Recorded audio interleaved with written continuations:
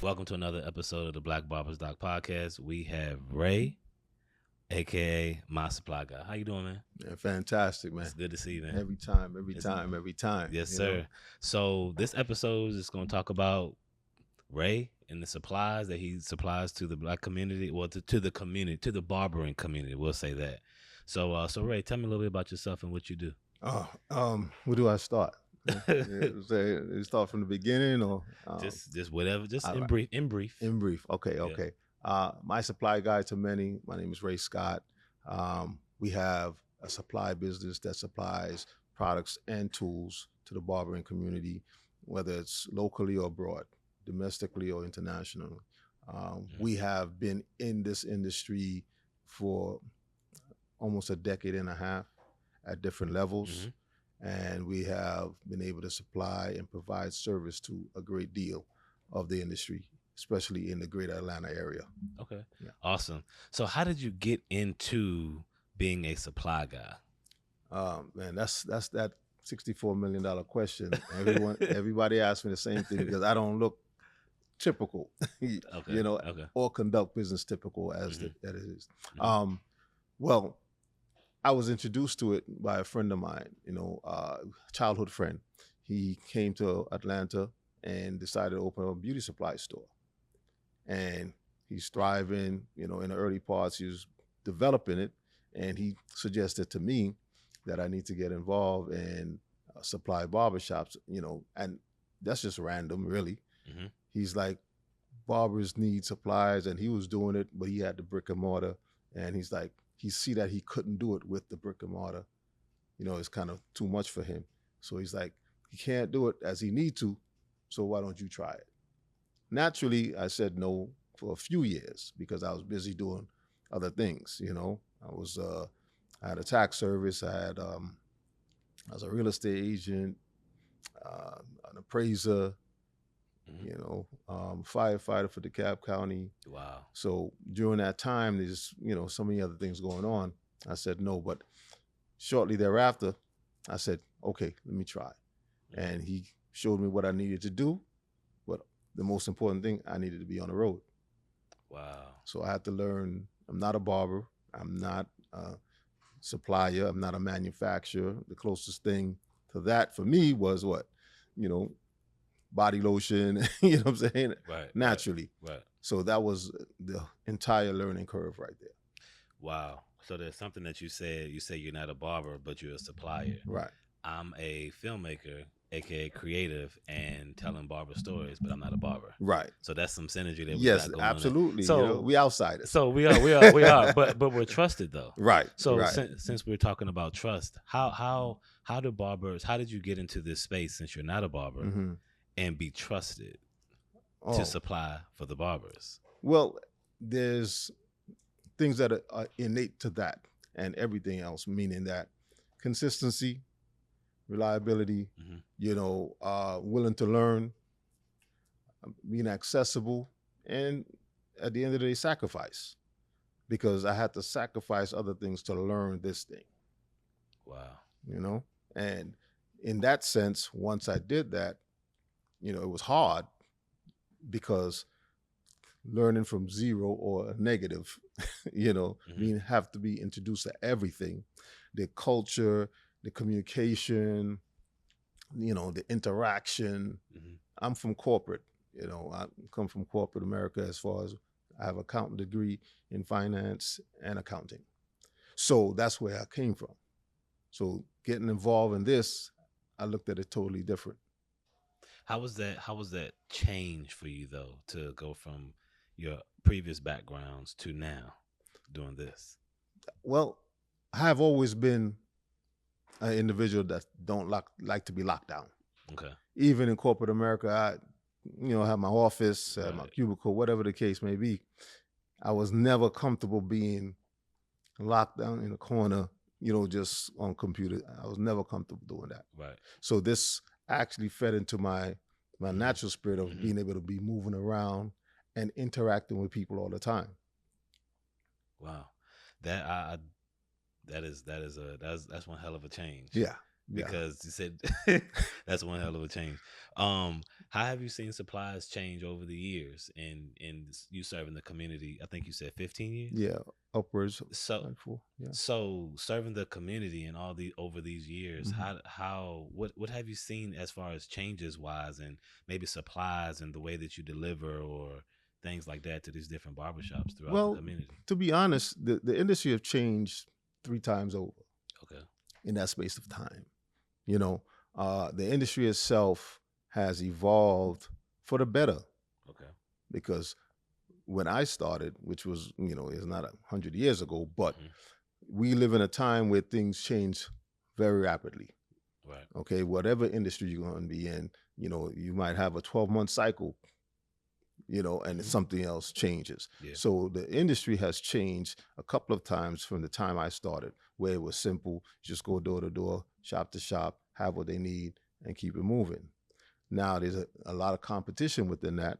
So how I decided is that I have to be the individual that's more consistent, more reliable, and have everything that they need. So when I show up, they have to get what they need.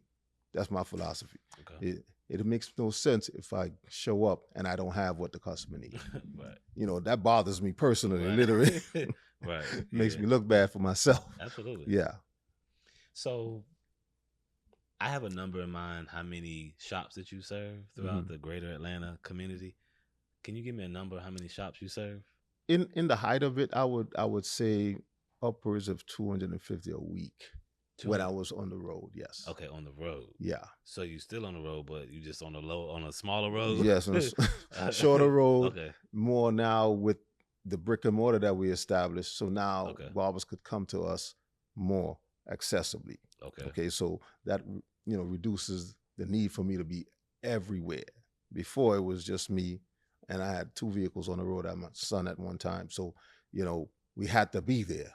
So being the face of the industry at that time. But now with the brick and mortar, that allows us to not have to be so, but actually tweak the business model a little bit better. Wow. That is awesome.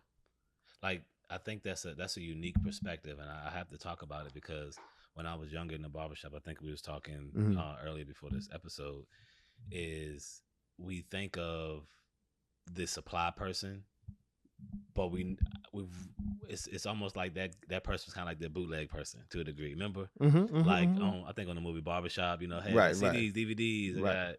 got whatever, but The odds and ends kind of right, situation. yeah, but that's kind of awesome. Like I never really thought about it from this perspective of like who get to know the supply person, like besides just walking into the barbershop, Mhm. giving and having that shaving cream that person need, or that hot towel, or that beard oil, or whatever the case may be. So that's really awesome that you wanted to create a brick and mortar and have a van, and you have a van Yes. that's kind of like have all the supplies and things in it Yes. too as well. Yes. Can you Yes. talk about having a brick and mortar and the van?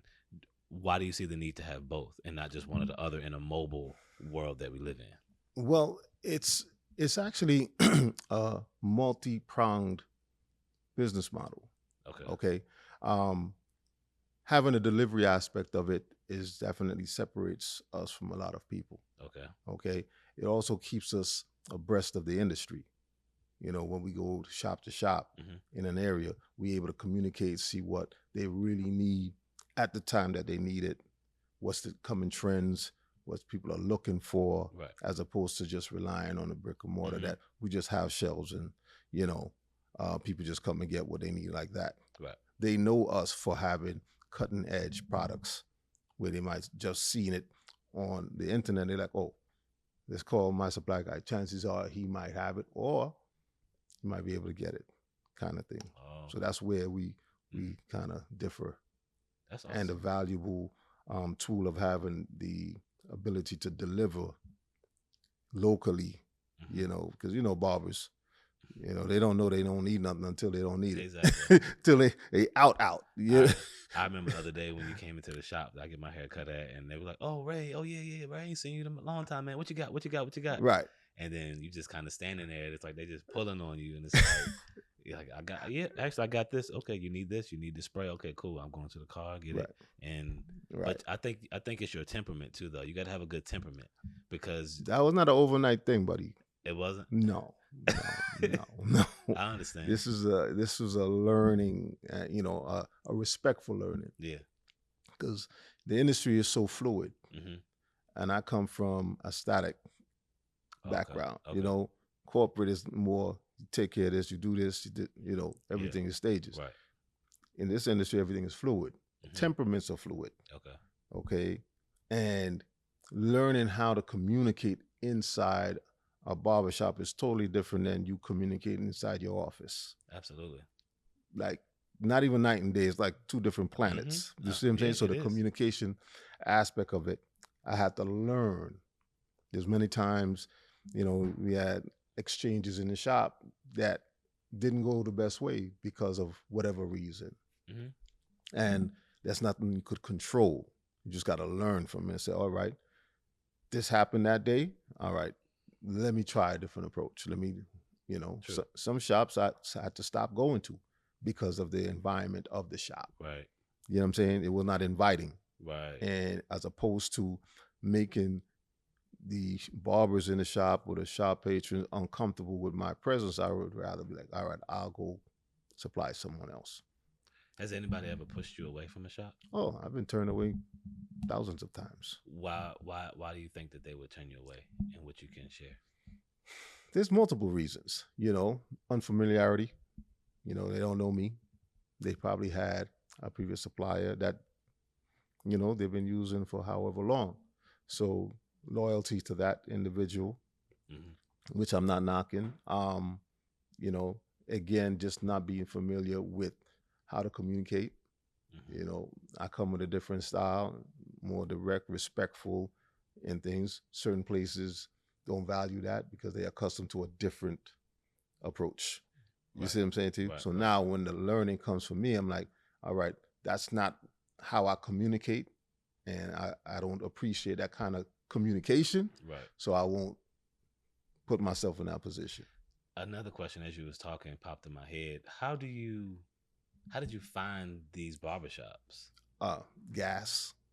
Gas? Yeah. Just drive. I thought that was an app because it's leading me to something else. Yeah, right. Okay, right, so right. he has an app too. That's why I said gas. I thought that was an app, but gas. So you just drive around. So just old school, like shop to shop. Boots on the ground. So you the real boots on the ground. Yeah. Okay, boots got on it. Got it. Not that boots. Right, gotcha. Yeah. Wow. Yeah. Okay. So and when you first started doing that, it took you to get to 200 plus that you. How long did that take you to get? A few years. I would say a few years because you don't really know your territory. Okay. Shops be in little crevices. Yeah. Things like that. You might discontinue service in a location. Yeah. Things of that nature. So to build up the reliability, and for one of the reasons is that I don't like servicing a shop that I can't service consistently. Okay, that makes sense. You see? Dive a little deeper. So that's part of the welcoming. That's part of being consistent, and how the industry is designed. Sometimes supplies come once a week, once every 2 weeks, and if you're spread thin, then you might not see a territory for a month. And that was not my business model. I wanted you to see me every week. Okay. Because I know you need stuff every week. Okay. So I wouldn't go too far, like 2 hours away, because I know I won't be able to see you next week. Right. You see what I'm saying to you? And that doesn't, couple with my business model, it doesn't fare well. Okay. Yeah. Got it. So since we kind of tapped into the app, so you have an app as well. Yes. Just recently launched. So that's about a month now. Right. So congratulations on that. Yeah. Because I know it doesn't take. I know that's not easy. Nah, it's a learning curve to make an effective app. Right. It's in the App Store. I think it's My Supply Guy, right? My Supply Guy on all the platforms. My Supply Guy, App Store, and on Google Play. Okay. Yeah. So what made you want to go towards an app? Well, the world, forces you to adjust. Mhm. Everything is on site now. We always had a website, Okay. but the app allows us to directly communicate with our customers, as opposed to when you're on site, you communicating via IG and other people's platform. With our app now, as a subscriber to our app, guess what? We get to communicate directly with you. We don't have to worry about idiosyncrasies or what they call that, the algorithms Yeah. and all that. We create our own algorithm. Okay. Okay. You see? So if you have 5,000 followers and you post something, Mhm. probably 1% of them might see what you post. Absolutely. And Yeah, that's true. to what avail is that? So we decided to say, all right, let's go the app route so that we Mhm. could directly target our own That's customers. that's really good though. I remember when you said that in the shop. I was like, wow, like that's like he really taking it to a whole nother level. Um, what about let's pivot a little bit. So I know that you was on a magazine. We have Yeah. BarberEVO magazine back BarberEVO, then. yes. So and then I remember you handed me that, and I was like, wow, like he's in a magazine. He's not a barber, but he's a supply guy. The supply guy is on the cover of BarberEVO magazine. Right. Mm-hmm. How did that make you feel to be on that cover? Or explain that whole process. Well, to be honest, initially, you know how things happen and you don't really take ticket on it, for lack of a better word. That's what we say in the Caribbean, but you don't really acknowledge like you did something because you got to keep moving. It was a step for me to actually be a part of the industry, because suppliers are really not normally part of the industry.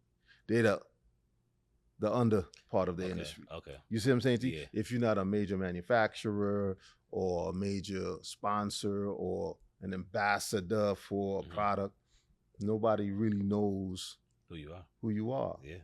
As a supplier. But we know you though. You could supply the world's best barber. Yeah. And you'll be anonymous. Yeah. Even the barber, ironically, would not even acknowledge that he actually gets his supplies from you on a consistent basis, because they don't even see it like that. That's why this interview is important, right? Because it kind of gives you a face in the community as well. Even suppliers in general. Well, not just you. Yeah. I would say anybody that. Yeah. I agree. Yeah. Because I honestly, when I created this podcast and even the film that I did, I never saw a supplier. Yeah, I never not thought in your peripheral. No, never thought right. about it. But you see the supplies, but you don't see the supplier. Right. Whether the barber went to go get, or he, right. So that's really awesome. Because suppliers are the reason why customers get the service that they need. Yep. So thank you. We in the shadows. I appreciate it. Well, the barbers are the technical, like a chef. Yeah, it's like a sous chef. You know what I'm saying? Yeah. You got the chef who's the barber. Yeah. But you got the sous chef. Yeah, listen. Yeah. Here you go. Yeah. And then when the patrons come and say, "Yo, this meal was great," the chef comes out. Exactly. That's the barber. Exactly. All right, that's the face of the whole industry. But the suppliers in the background, like, yo, that's a nice breakdown. The barber industry has evolved over the years. From your perspective, can you give your insight on how it has evolved? Yes. It's actually, like we had alluded to earlier, is that the industry now has a level of respect added to it now. Okay. Prior to, between 5 and 10 years, no one really, I wouldn't say no one, but the level of respect for the professional barber was not really front page. Okay. Mm-hmm. It was not looked upon as something, as a whole, Okay. Now, with the advent of the internet, the advent of all these marketing and ambassadorships from these major brands and things of that nature, now the world is seeing barbering as something to aspire to. Okay. Mm-hmm. Prior to that, you might get a little flack, backlash. Oh, I want to be a barber. And like, that's what nah. You see what I'm saying to you? And that would be the consensus. Okay. But now people are aspiring to be barbers, starting out. I have customers 12 years old. Wow. Okay, cutting in their garage, have clientele, Mhm. understand what clientele is, understand how to provide services, at that early age. Could you imagine now when that barber has honed his skills, got his license, he's 18, 19 years old. He has already been vetted in the industry and ready for the world. Absolutely. So now how he carries himself, he has the ability to support his family on front page. Mm-hmm. I'm a barber. Yep. And get the respect and the adoration for that. What do you see in the barber industry that's missing that you feel that could be offered that's not offered from as a My Supply guy or just in general? Or anything that you like to in see the change? industry, not change, but actually improved upon. Okay, the sense of this is a viable career, and it requires regulation as a solid industry. Okay, that's where the value added comes in. That's where the admiration of the industry is like, okay, you went through these steps. You have your license. You're an instructor. You actually invested into your craft, and have the right to build a business behind it. That's what we're looking for. That's awesome. I like that. Anything else that you want to add that I left out? As it is, My Supply is here. We are growing. We are for the industry. We are, industry driven. Okay, on all levels and all platforms, and we want the industry to prosper. And because this is something that has not been in the forefront, and is actually a pillar of a community. That industry, not just conversations in the shop. I'm talking as a career, as something that is a vehicle for better things for a family, husband, wife, children, and things of that nature. Absolutely. Yeah. That's good, man. Well, we are wrapping this episode with Ray, My Supply guy. Thank you so much for your time, man. And this is a great episode to shine a light on someone that is actually in the foreground, but really in the background. So it's the barber, it's the supply, then it's Ray that supplies the supply. Yeah, I don't know. I'm just talking crazy. But shout out to BarberEVO magazine for giving us a great opportunity. We have an event coming up. October 26th. Promote it. Tell us what it's Yes. About. October 26th in Atlanta.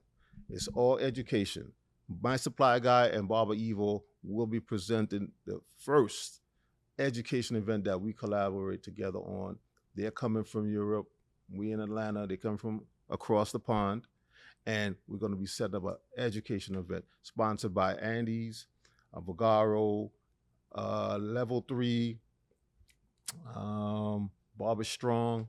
Okay, all education. Each one of the major sponsors will have educators on deck, ready to feed into the people, feed into the attendees, and top level educators, which is, for example, Kenny Duncan will be there out of Andy's. Okay, and we're going to be announcing periodically what new educators is going to be added to the slate too.